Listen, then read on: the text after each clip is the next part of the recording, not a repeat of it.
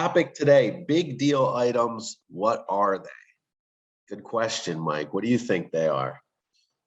Yeah, so I mean, the short answer, and we'll delve into this a little bit over the segment, is it is a little different for everybody, but we get asked this all the time. Can you just tell me what items are a big deal? Yeah. I can't.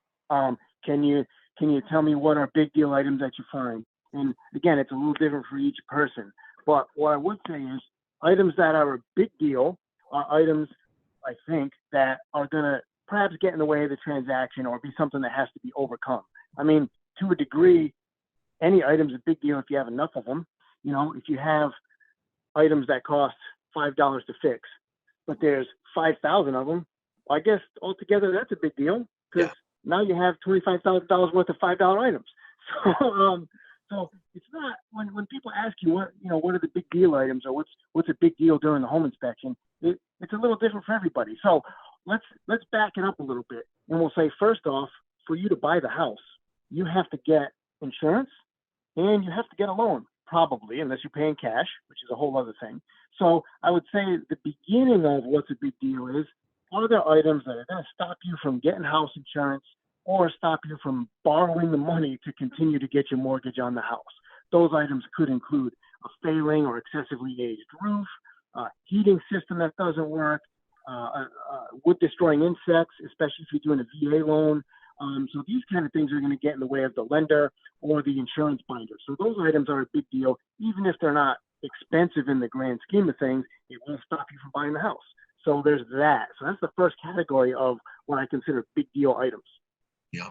The next group of big deal items are items that make it not safe for you or your family to occupy the house. Now, these are not necessarily expensive items, so this is where it gets a little bit murky. For example, let's just say that the exhaust for the heating system is disconnected. That's a big deal from one standpoint because you're going to put exhaust in the house and you could literally poison the family. So it's a big deal there. However, it might be the simplest of fixes, and your AC guy could probably fix it in 5 minutes in some cases. So financially, it's not a big deal. So it's not a money item that's going to be a big deal to where somebody can't afford to maintain their house, but it is a big deal that you kind of have to fix it before you start living there. Mm-hmm.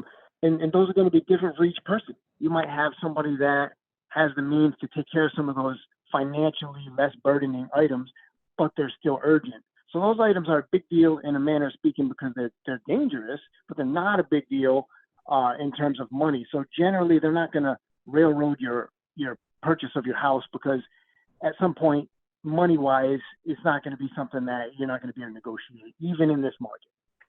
Yeah. The next group of items I would say that I consider a big deal are items that you didn't know about that are really expensive. So let's just say there's mold in the attic. It's certainly remediable, but now you're looking at items or like asbestos, or if the roof is failing and leaking, you may still be able to buy the house. You may still be able to get insurance depending on it, but these are things that you have to take care of, or they're going to make the house worse, or they're going to make their living conditions bad for your family, but they're also expensive. Mm-hmm. These are the items that, to me, are usually the biggest deal because, just because you can afford the mortgage, if you don't have extra money to fix some of these larger expense items, those become a big deal.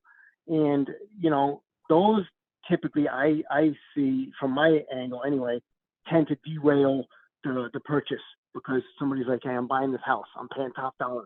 I don't have the money to spend $7,000, $8,000, $28,000, whatever it costs on some of these bigger ticket items. And those tend to be items that are the biggest deal because they do pose a risk to the house potentially, but they're also quite expensive.